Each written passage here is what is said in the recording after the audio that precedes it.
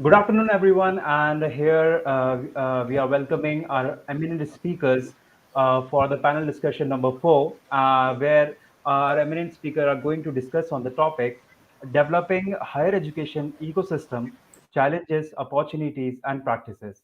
So, for this panel, I would like to welcome Professor Dr. Tabrez Ahmad, Vice-Chancellor, GD Goenka University. Welcome, sir. Thank you, Shubham. Uh, Now, I would like to welcome Dr. R.S. Bawa, who is the Pro-Chancellor of Chandigarh University. Welcome, sir. Thank you so much. Thank you so much. Now, I would like to welcome Dr. Meena Rajesh, who is the Vice-Chancellor of GH Raisoni University. Welcome, ma'am. Thank you. And the last, we have Professor Prabhat Ranjan, who is the Vice-Chancellor of D.Y. Patil International University, Akurdi, Pune. Welcome, sir. Thank you. So now I would request Professor Dr. Tabrez Ahmad to moderate this session and take ahead. Thank you so much, sir. Over to you. Thank you, Shubham, for giving this chance to moderate a great panel with the very eminent, well-known academicians of the country, Thank you so much. Dr. R.S. Bawa and Dr. Meena Rajesh and Dr. Prabhat Ranjan. So let me welcome all the panelists for finding time and agreeing to speak on a very important area of developing higher education ecosystem, challenges, opportunities, and practices. It's a very, very important topic to discuss and debate because this is very relevant to every university and college that because they may have some challenges and they always have a chance to grow further. Plus, also they have to redefine, reinvent the old practices, find out the new practices, and we have realized in the pandemic that we require entire overhauling of the education system because during pandemic we realized that around 70% universities and colleges could not do for 2 years because of the non-readiness about the curriculum, about the content, about the infrastructure, about the readiness of the faculty and the students. So this shows that we have a lot of opportunities to review the processes and systems and see that how we can be ready for the 20th century, 21st century education. The fact is that we are not able to figure in the top universities in the world, and also we have very less number of the Nobel Prize winners from the country. This shows that a lot of gap is there, a lot of chances are there. We can review and we can also learn from the a lot of established universities and center of excellence. Uh, what I say that in the pandemic, we have seen that those universities who can very quickly switch over from offline to online mode, they're able to impart the knowledge, able to carry on the learning, and those students got the benefits. But those universities could not switch over properly in time, or they have lack of the resources about the infrastructure plus online journals, remote access softwares. They have big challenges to continue the learning. That's why in last 2 years a lot of students could not get the real kind of learning, real kind of skills. Now once they will go to market, this particular gap will be always a challenge for them to come at par with those who have got the proper training, proper learning, and proper kind of guidance. I'm sure with the kind of great academicians we have on the screen, they'll be able to share their knowledge and expertise and tell us about the challenges and opportunities and practices we are facing right now and how we can reform to go to the next level. First, I will request Dr. R.S. Bawa, Pro-Chancellor, Chandigarh University, to provide his opening remarks on this topic. Thank you so much. And my regards to all the fellow panelists. Well, I think the topic, as I understand, is the challenges in creating the ecosystem, then opportunities, and then practices. To my mind, apart from what COVID presented within the last 2 years, the biggest challenge that most of us are facing is the student aspirations, because the students that we are dealing with now are much different from the students they were earlier. Their exposure to technology, their exposure to knowledge, their aspirations, and the kind of, I would say, opportunities that they look for, I think that's the biggest challenge to meet their aspirations. Along with that, what is required is the challenges to meet industry requirements. most students would like to have all career options. And the challenge is for all institutions is to provide all the career options. To my mind, the minimum that we can think of is industry placements is one challenge. Then their entrepreneurship is another challenge. Higher studies and foreign studies are another challenge. And going in for services, etc., is another challenge. So all these are challenges for any institution, especially the universities. Now, meeting all these would also mean that creating interface with the industry. How we can, in fact, for quite some time, it was not on the agenda to see, and we all have seen, we go back some 5 years, then I think every day, every newspaper would write that what we are producing is not what the industry wants, especially in the professional courses and with special reference to management and engineering. Others we were not even considering. But the challenge is to even meet the aspirations of students who are studying biotechnology, who are studying law, who are studying film studies or hospitality or media or animation, whatever. So I think the challenge is to look at student aspirations and their careers. The second thing that is important is that how we can meet these challenges. What are the opportunities? Opportunities not only created by or afforded by the coronavirus period of 2 years, but I think right from the beginning, the opportunities were there because technology is available.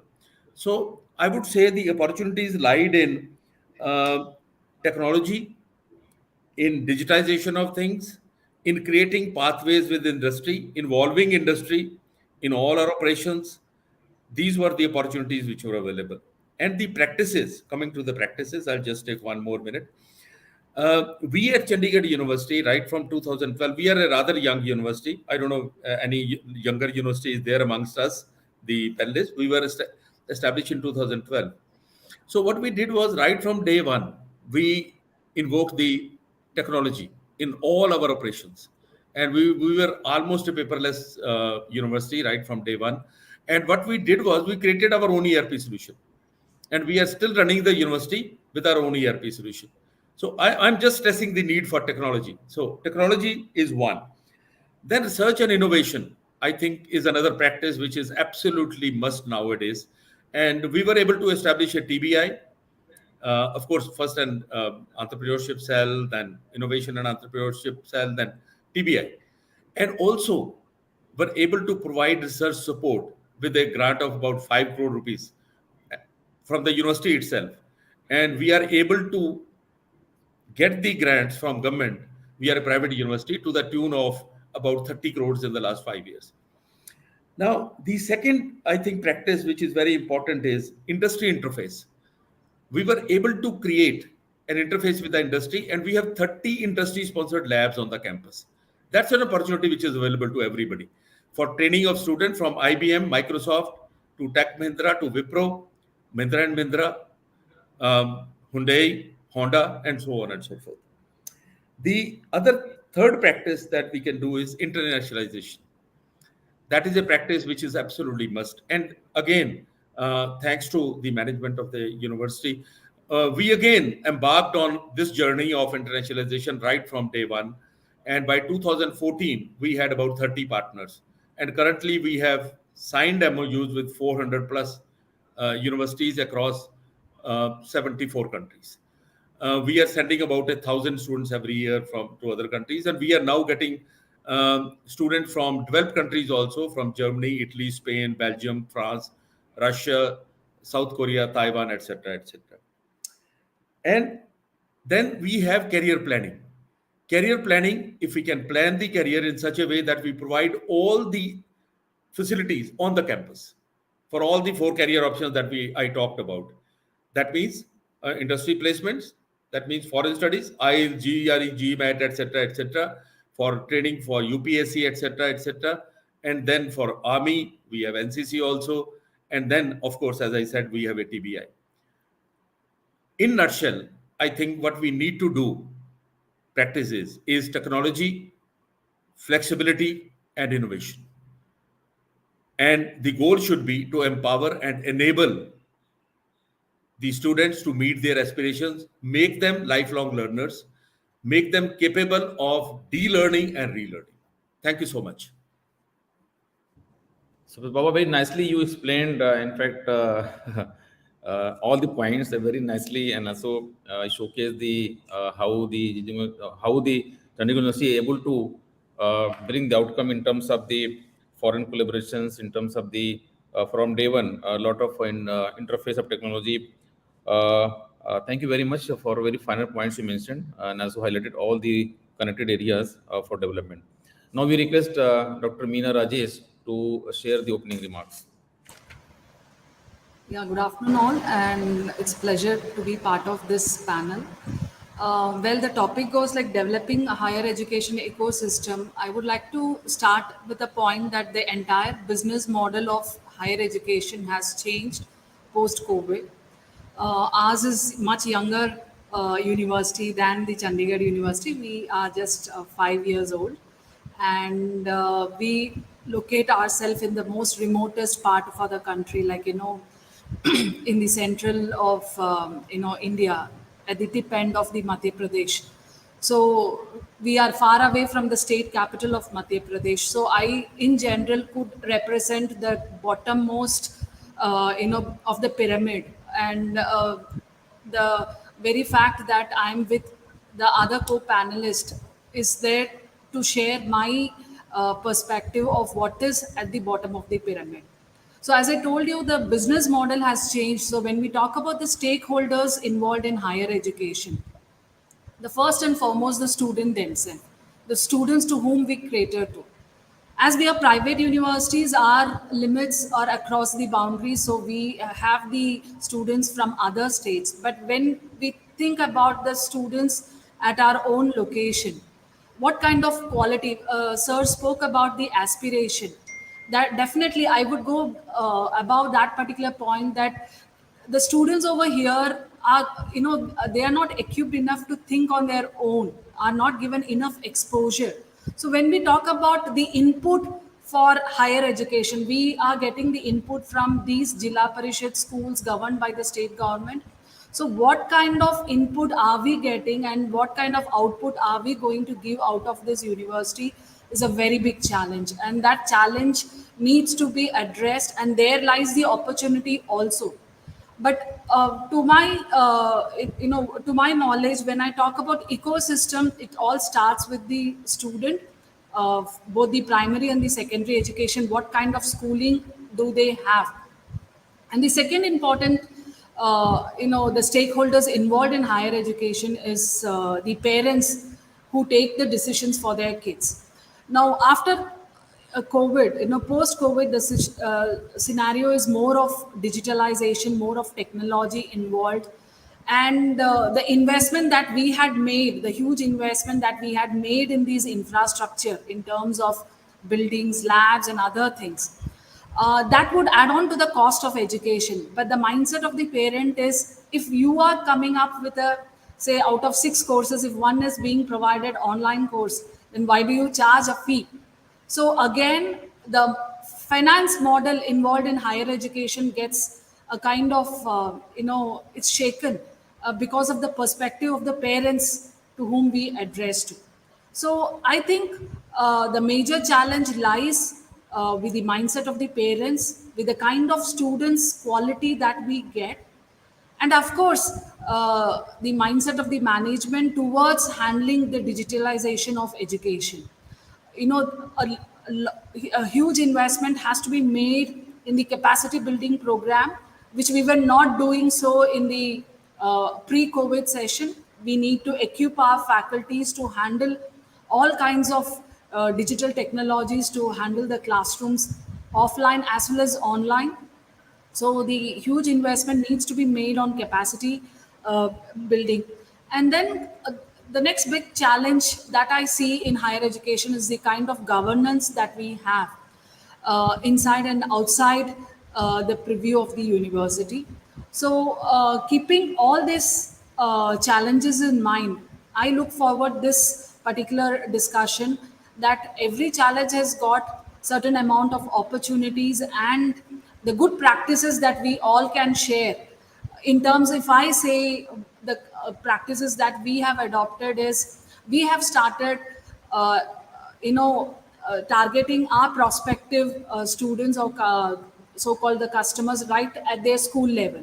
We started handling few skill development programs, personality development programs across the district level, so that we do certain justice to the kind of students that we get from these local areas. So definitely I'm looking forward for further more discussion. This is my opening remarks. Thank you. So thank you, Dr. Meena Rajesh, for nicely putting about the challenge of getting the pyramid, the student from a very low strata. I'm sure they have specific challenges to handle. And you said about the mindset is very important about the investment, about the technology, and also as well as the governance. So thank you very much for making very final points about the higher education. Let me welcome Professor Prabhat Ranjan and ask him to share his opening remarks on the topic. Thank you, Dr. Ahmad, and thanks my co-panelists, Dr. Bawa and Dr. Meena Rajesh. The issue has been discussed by Dr. Bawa, and many of the points are very valid. He's already also told how he's implemented those in his institution. I will take up from them and then add to what Dr. Meena said. So just to add to what Dr. Bawa started by saying that maybe he's the youngest university, I would say that I'm younger than all of you. I was set up my university was set up in 2018. So Dr. Bawa mentioned about Chandigarh University 2012, Dr. Meena is 2017, I'm in 2018. So I'm the youngest of all of you. I'm the founder of Vice-Chancellor. And I was heading India's technology think tank, TIFAC in Delhi. Just before that, we prepared this document, Technology Vision 2035 for the country. Right after that, I came here. With this document, we prepared in 2014 and actually handed over to Prime Minister Modi's office sometime in September 2014, right a couple of months later after he took over. A lot of changes that are happening in the country are happening because of this document. And as part of this vision for the country, we'd also prepare roadmaps in different sectors. And I had put education right on the top of this. There were 12 roadmaps. I had put education right on the top. There's a small booklet that was accompanying this. And you will see that, I don't know if you can see, it says education is number one. And here actually we talked about various technologies. Lot of this we visualized long back in 2013-14, the changes that were happening. The reference was made to COVID by both of you actually. So actually much before COVID, we had seen the changes that are happening. So when I joined in 2018, I was knowing that these are the kind of changes happening. What happened in COVID was it accelerated that change and everybody had to undergo, it was like a compulsion that forced us. So few things were very apparent to me. One was that digital technology is going to be the key. Second point that Dr. Bawa mentioned was globalization. That's very important in today's world. Students are getting information from all sources. Teachers are no longer the only source of information. And third point is the aspirations are much higher. Aspirations are global. It is no longer that you're living in a village and you only see your neighbors. Your whole world is your neighbor. So you're no longer, aspirations are no longer linked to your local things. People are seeing things that is happening anywhere in the world. So all of this has led to change. So what we did few things to future-proof. One was that 2019, I started a computer science and engineering program, which is a multi-track system, which means the first 2 years are common courses. Last 2 years, they have to choose a track. The track is a collection of 8 to 9 courses. And those tracks I can modify, delete, or add even after 2 years. So I've made that system so that I can modify the track or delete the track and so on. Fortunately, I shared this with the AICT and they liked it very much. They appreciated and they formed a committee in 2019. I was a member of that. Due to which in 2020, large number of programs were launched by AICT, at least 7 of them that I know, or maybe 8, which led to change countrywide. But they could not do it exactly the way I had done it. The flexibility I've been able to provide has not. This is actually to future-proof the whole system, because as things change, today you join in first year, by the time you graduate in 4 years, things would have changed. The second part was the use of digital technology, Dr. Bawa also mentioned. We also prepared ourselves from day one. It was not a response to COVID, but of course, COVID was a much bigger challenge. It was not only university readiness, it was readiness of the faculty members, it was readiness of the students. All of them had to be ready. It was not only the university system. That, of course, put a challenge. But I would move to another point that was, I think, maybe Dr. Meena Rajesh touched upon this. is then we prepared this Technology Vision 2035 document, and we also prepared a roadmap for education sector. We actually launched that in Pune itself, as right now I'm situated, on 10th and 11th November 2017. And after that, the new Education Policy Committee, we had a meeting of half day in UGC in December 2017. And we presented to them what we had discussed in our roadmap. So NEP 2020 provides a lot of flexibility, as we have seen. I don't need to go into details, all of you have been discussing for a long time. But what I'm noticing something is very, very important is that while the announcements are there at the highest level, you can see UGC chairman, the ministers and everybody. At the lowest level, when it comes to the actual detailing of that, the fonts, they do not change. They remain same rigid system that is there. I will give you 2-3 examples very quickly. Like I did my PhD in Berkeley, I was teaching assistant with a team teaching system. 1,000 students in classroom, which is being taught by a Nobel Prize winner. One teacher, 25 of teaching assistants supporting that system. Right now, our Indian system does not support this. Our Indian support system, of course, if you're an IIT or some other institutes, you can go ahead and do it. It doesn't come to UGC purview, they will not ask you questions. Second is that disciplinary barriers that has been tried to be broken by NEP 2020 is implemented in the actual details right now that is not broken still. For example, you asked whether a faculty member belongs to bachelor's program, undergraduate program, or postgraduate. Faculty can teach any program actually. Why they should be only for undergraduate or postgraduate program? They should be able to teach across the discipline. Not only that, for example, faculty of maths can go into teach into computer science, it can teach into bioengineering. But if you see in government system, these barriers are put that who is faculty of what and so on. All of these has to go away if you have to compete on international level. We have to implement the best practices that is internationally there to be able to compete in the international arena. The last point I will make is that, for example, another thing that maybe some of us have implemented, relative grading system, which is internationally followed for a long, long time. Again, when we come back to government agencies, they say, no, how can you do this and XYZ? No. So if we have to compete in global arena, we have to future-proof ourselves, but we have to also make sure that our systems adopt the best international practices, and they should not be definition of process by government agencies. They should not define the process. Outcome should be only defined. Thank you so much.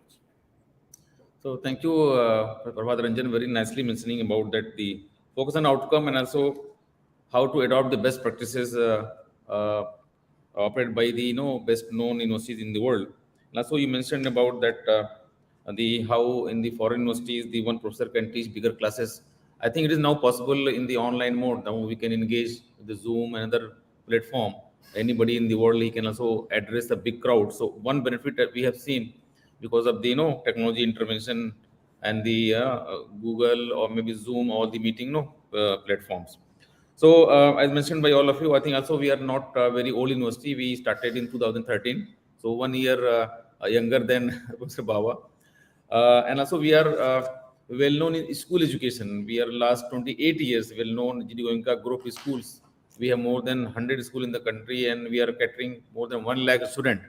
So we are very well known in the school education, and also we have all kind of boards, whether IGCSE, IB, or CBSE, or all kind of boards are there.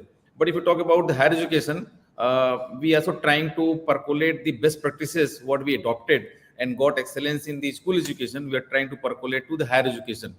But the challenges of higher education are different. What the Meena Rajesh was bringing out, that if you go to the higher education, we have to have all mixed kind of the crowds. Because in private setup, you have to see that try to handle all kind of the crowds. And the challenge is that what was started by Dr. Bawa, the aspirations. So we are getting the student from all strata, whether it is maybe from the rural areas, from urban areas, and also we have a lot of foreign students. So in a single classroom, mixed crowds are there, and everybody has very high aspirations. Now for a faculty, it is very challenging to satisfy the aspirations of each student. And that is the beauty of a good teacher, if you can manage that aspiration, and everybody will get a value at the end of the lecture. So he has to manage a certain standards of class that everybody able to get the value.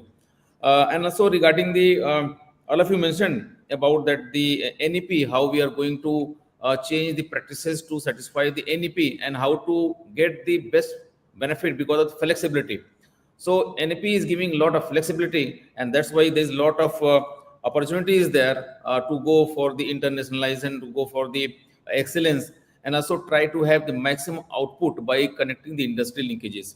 So now my first question is that from Professor Bawa, that you mentioned that you are having one of the great foreign collaborations with the 74 countries, and also you have more than 400 the collaborations on different areas. Now, how you are going to utilize these collaborations and to really getting the best output? Because generally it is very easy to sign the collaborations, and also, but it is very challenging to really make it workable and get the better output. So, what is the strategy you are following to get the best output from these foreign collaborations? Thank you very much. I think it's a very relevant question. So, what we actually are proposing with these universities right from the beginning is 5, 6 areas of activity. The first, of course, is student exchange because many students aspire. Then the second is faculty exchange and faculty, you can say, sharing. And third is joint guidance of research. This is what we have added. It is not joint projects come later. It is joint guidance of research at master's and doctorate level. And the fourth is joint publications. Then will come joint projects, and then sharing our knowledge or expertise with different countries. Again, when I come to this, there'll be three different portions of this, three different components. The first one is the developed countries, where it's difficult to get these students from them. But our students can go there, we can learn, our faculty can go there, their faculty can come here. This is what we are doing. The second part is the developing countries, like like we have Brazil, we have Argentina, we have Thailand, we have uh, then there are other countries like Taiwan, like New Zealand, and so on. And the third is the third world countries. Third world countries would like to send their students and also want our teachers to go there or share our technology or our expertise with them. We are working in all these areas. I'll just give you a couple of examples. With Uzbekistan, for example, there is a Samarkand University where we sent our faculty, IT faculty, especially in computer science, in artificial intelligence and cloud computing, etc. Stayed there for 1 month, trained their faculty, and so on. And we also signed one MOU with Samarkand local government. Local government of Samarkand, they wanted to make use of IT and digitize their local operations, which also our faculty went and served there. Another area, I think the area of operation is that some of the embassies, we have approached the embassies, and third world countries embassies, they are approaching us to offer some of the courses being offered by Chandigarh University in those countries. Tanzania is one, Nigeria is another, and there are a couple of other countries. And we have signed formal MOUs with the embassies to provide support in those kind of areas. They are basically in agriculture, in IT, mostly in IT, then in biotechnology also in some other areas, some of the countries. This is the other way we are using. And the third is we are inviting experts from those countries. In fact, I'm very happy to share with you that just now, this July, every July, we invite experts from outside. We call it IFDP, International Faculty Development Program. And I'm happy to share that 134 foreign experts will be sharing their expertise with our faculty. Out of that, there'll be around 60 which will be actually coming to the campus, and the remaining 74 or 75 will be joining us online. Again, the mechanism I'm sharing because I think our friends are here, and I think we should share what we are doing. We ask our faculty and our directors, deans, etc., to come out with areas in which we need expertise. And again, this is based on number one, the requirements of the faculty, new additions to the curriculum, new technologies which have come, and then we float this with our partner universities, and we get the expert from there. So all these experts will be joining here. This is one area which is, I think, we are particularly doing reasonably good, and we are satisfied with that. The second is that many of our students, they are joining or they're getting expertise from foreign universities through MOOCs and other kind of online courses where we think are important. We allow our students to have the freedom apart from joining, you can say, Swayam and NPTL and other kind of platform. This also a platform. Then we have been able to have something like 300 plus joint publications with foreign authors, foreign universities, and our teachers. They're joining hands, and we are at a stage where now our department level MOUs, the MOUs will come to specifics now, and there our teachers and departments will sign MOUs with department level, and we have also had participation of foreign universities every year in our conferences and workshops. So we have had almost 2-3 workshops every year, 2-3 conferences where foreign partnerships are there. Curtin University, then I think a couple of universities in US, couple of universities in UK, they are joining hands with us. And this year, the experts that we are getting are from the University of North Carolina, then this couple of other good universities, Harvard University, Stanford also, experts we are getting from them. Similarly, in UK, a couple of experts we are getting. So we are working on this. I would not say we have reached somewhere, but these are some of the kind of, you can say, benefits that we are trying to get. We have also have some joint projects with some European universities, especially in Germany. Thank you so much. Thank you so much for giving this So, opportunity. thank you to Bawa for very nicely explaining and then saying that how you are able to explore the benefits you can get from the foreign collaborations. Let me come back to Professor Prabhat Ranjan. That you mentioned about the best practices, and also you quoted that the how foreign professors share the benefits to the maximum students, and also we have seen NEP providing a lot of flexibilities. So, keeping in mind this kind of the opportunity of the flexibility, how you are planning that to get maximum output and have the more kind of collaborations, more kind of the activities by using have more programs with this flexibility by linkages to the industry sector. Okay, thank you so much. I just wanted to quickly respond to one comment you made about online classes, scale up. I don't have problem with technology. I've been using it for a long time. The problem that I was pointing out was the government agencies, which will go and say that you cannot have thousands students being taught by one faculty member. So Berkeley, we had one Nobel Prize winner teaching a class of 1,000 students sitting together, and we as a teaching institute helping it. And so the point is that practice meant that everybody got access to the best faculty member that was available rather than dividing into large number of things. That was the point I was making. It's not government system, it's not the technology that we can use. It's the government system which doesn't change, even though in the same UGC or same other AST or others, the announcements are made, but the paperwork, when you find the changes, does not happen. That takes time. That's my concern. So coming back to that, one point that is relevant from industry point of view is the fact that technology is changing very fast. And as head of India's technology think tank, what we had seen was the technology is happening much faster than we expect. Technology diffusion is also very fast, and technology obsolescence is also extremely high. Some of you might have remembered the pagers. We used it for a very short time. Then mobile phones came and the whole thing disappeared. So the education system also had to change very fast. Second, the industry also had to change very fast. So I'll give you a few examples from what we are doing. I'm located in Pune, so it's a good industrial area.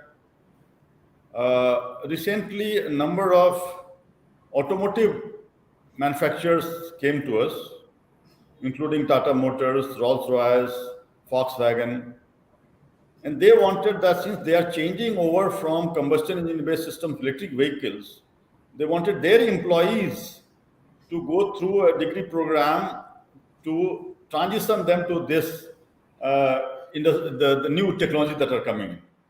And they have large requirements, and so done very, very fast. The challenge in this was also that these are working employees. So how do you make sure that they learn the best?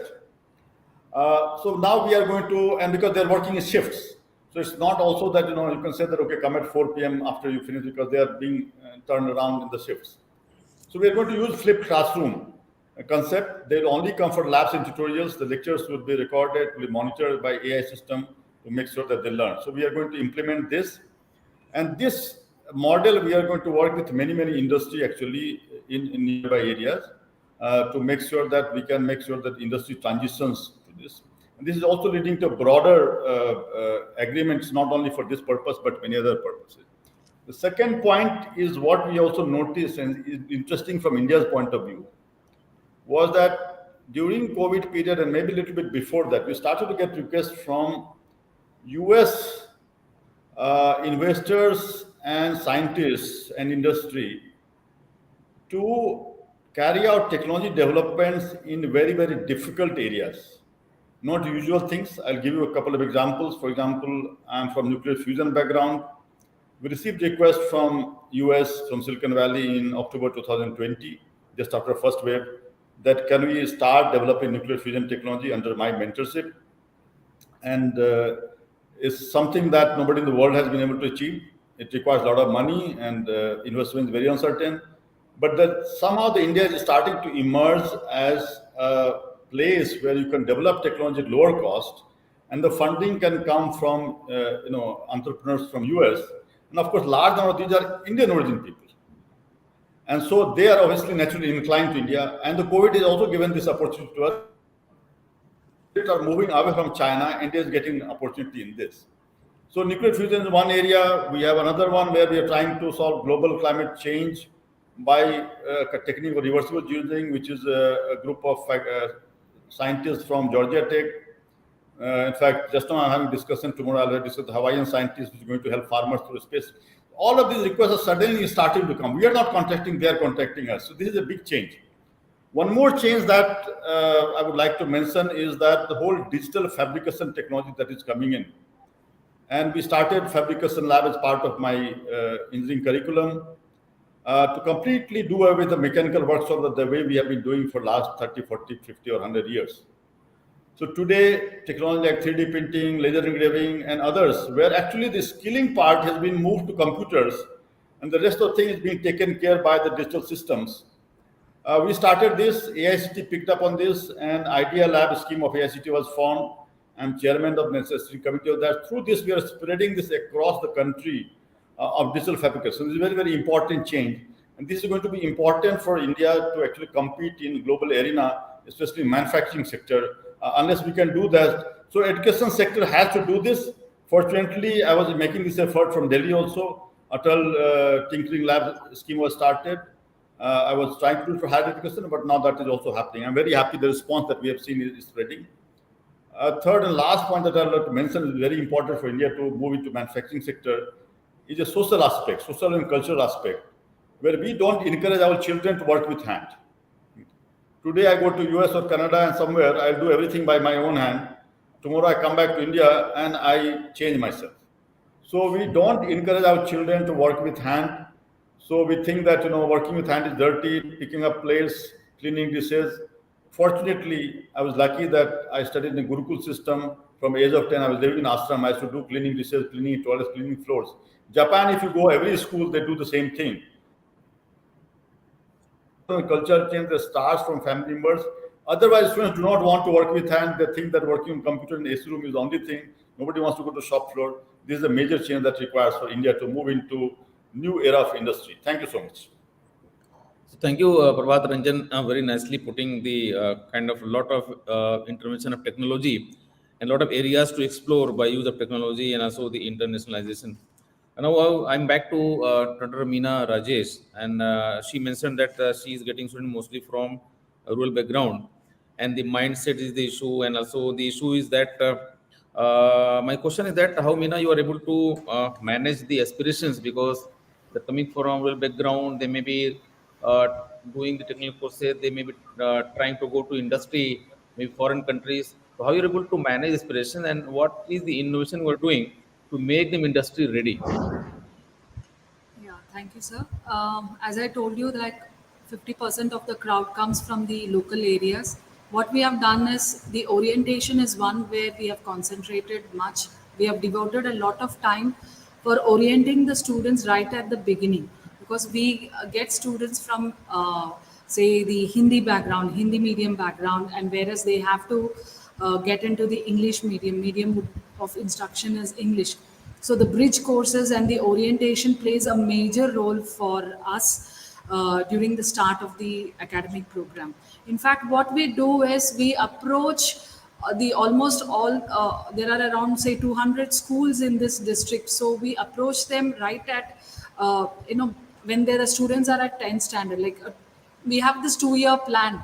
So we get the students, the 10th standard students, to our campus in terms of campus tour. We show them what the university looks like, what are the infrastructure available.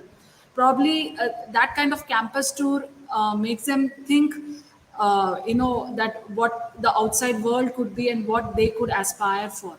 So we do a lot of promotion campaigns in the district level, especially for the Jilla Parishad schools as well as for the teachers. We host a lot of faculty development program for the teachers across these schools, both CBSE English medium schools as well as the Hindi medium schools. In that way, because the teachers are they are the catalyst. They would be the one who would recommend to these students as to where they should pursue their higher studies. So that is one way that we get connected with the students in these schools. And what do we do? Practice in form of every both the panelists have discussed about their best practices or the niche area that they have done. What we have done is we have focused more on experiential learning part, uh, learning by doing it. Our major focus, we have 7 colleges in this university, and primarily the 50% student strength is from the School of Agriculture. So we got our ICR accreditation last year, and majority of the students pursue agriculture studies over here. And we have seen that in their course curriculum itself, the final year is more about doing learning by doing.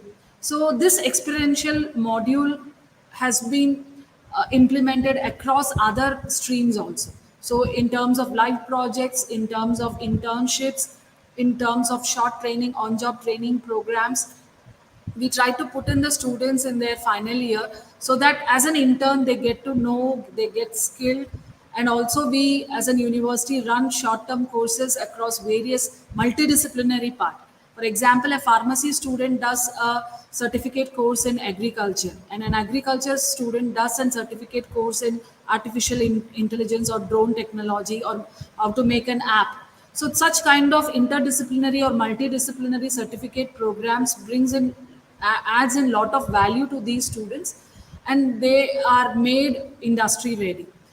Though our focus is to create more job givers, not job seekers. So our focus is more on entrepreneurship skill development, and we do practice and conduct lot of events under our IIC and incubation center part. So this is how we make our students indulge in the regular studies as well as make them industry ready. Thank you. Thank you, Meena, very nicely explaining that what innovation we're doing to make the industry ready. We are also one of the very well-known university in Gurgaon, and also we are focusing a lot on the internationalization. In fact, we also have more than 50 foreign collaborations, and we have currently students from more than 25 countries studying in the campus.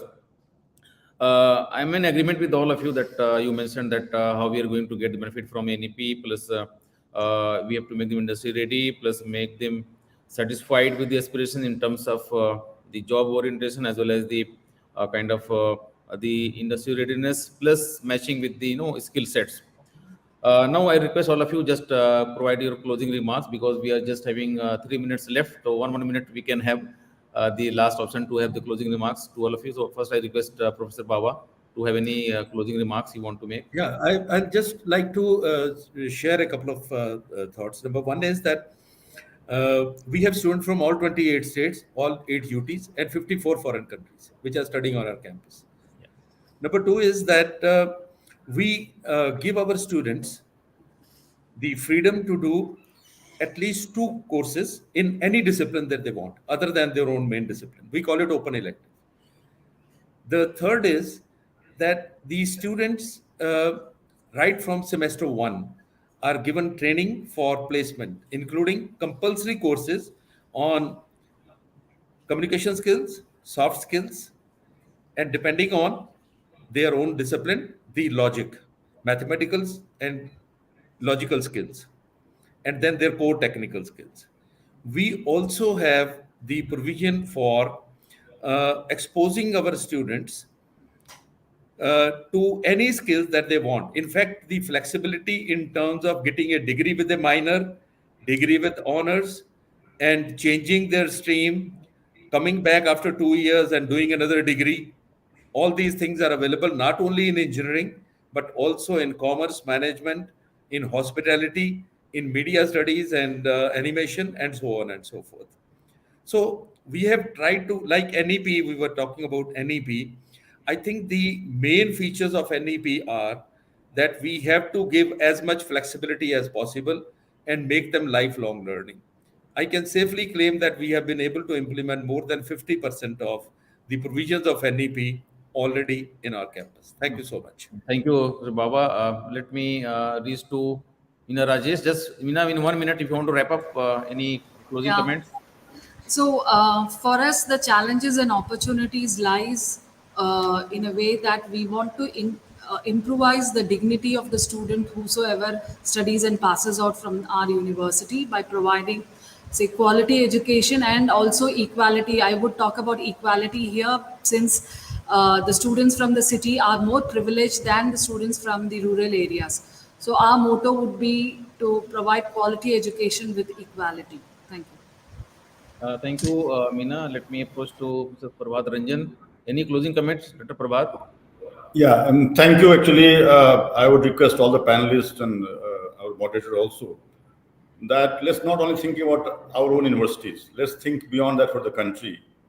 And we should compete with each other. There should be healthy competition, and we need to make sure that we change the system altogether within the country by our common effort to make sure that the best practices from the international universities and other places are followed in India, and the system does not become a barrier.